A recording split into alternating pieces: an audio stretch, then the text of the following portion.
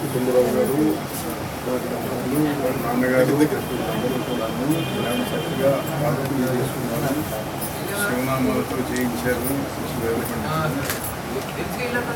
మౌనస్వామి వారుదలకు పుణ్యం జరిగింది. మౌనస్వామి ఆయన సిద్ధపురుషుడు, యోగీశ్వరుడు, హిమాలయ యోగి.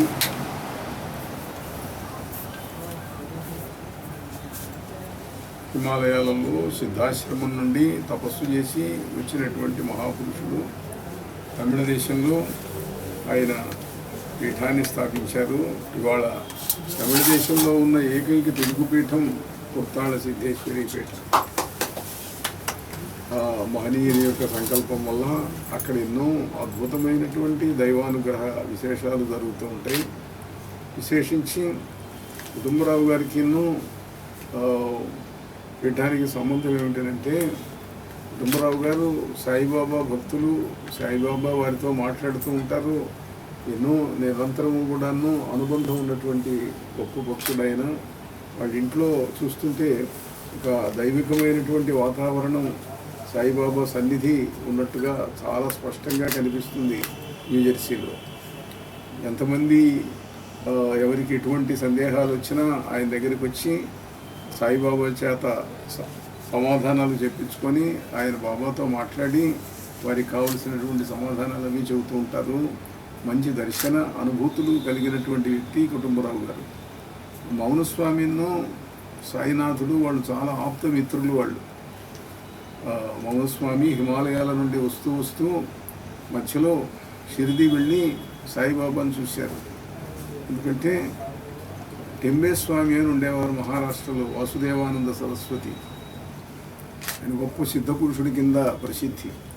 అటువంటి వాసుదేవానంద సరస్వతి చెప్పాడు, మన సిద్ధ కుటుంబానికి చెందినటువంటి వ్యక్తి సాయిబాబా షిరిడి వెళ్ళి నువ్వు చూడు అని అంటే, హిమాలయాల నుండి తిరిగి దక్షిణాపథానికి వచ్చే ముందు షిరిడి వెళ్ళి అక్కడ కొద్ది రోజులు ఉన్నారు మౌనస్వామి.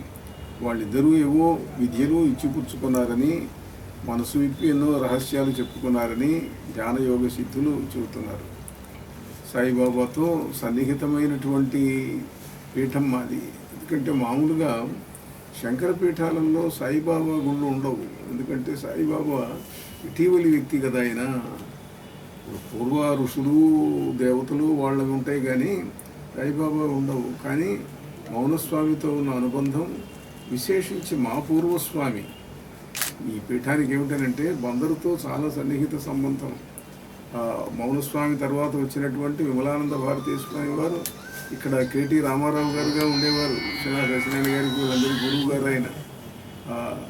కేటీ రామారావు గారు విమలానంద భారతీయ స్వామి, విమలానంద భారతీయ శిష్యులు త్రివిక్రమ రామానంద భారతీయ స్వామి. ఆయన కూడా ఇక్కడి వారే, కొందరు వారే. అట్లనే త్రివిక్రమ రామానంద భారతీయ స్వామి తర్వాత వచ్చినటువంటి శివచిదానంద భారతీయ స్వామి వారు ఆయన సాయిబాబా భక్తులు. అందువల్ల మా పూర్వస్వామి పీఠంలో సాయిబాబా గుడి కట్టించారు. అప్పటి నుంచి కూడా అక్కడ నిత్య పూజలు జరుగుతూ ఉంటాయి. ఇటువంటి బాబాతో సన్నిహిత అనుబంధం కలిగినటువంటి పీఠం. అలానే బాబాతో నిత్యానుబంధం కలిగినటువంటి కుటుంబరావు గారు, వారి కుటుంబ సభ్యులు.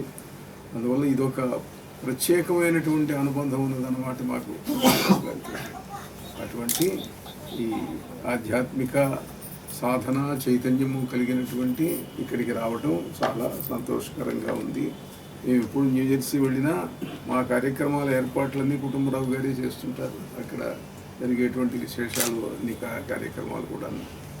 అందువల్ల ఇక్కడికి రావటం, ఈ పవిత్రమైనటువంటి వాతావరణం చాలా ఆనందంగా ఉంది. అందరికీ మౌనస్వామి, సాయినాథులు, దేవతలు, సిద్ధేశ్వరీదేవి అందరికీ శుభములు నిత్తురుగాక. నారాయణ నారాయణ. జై గురుదేవ్.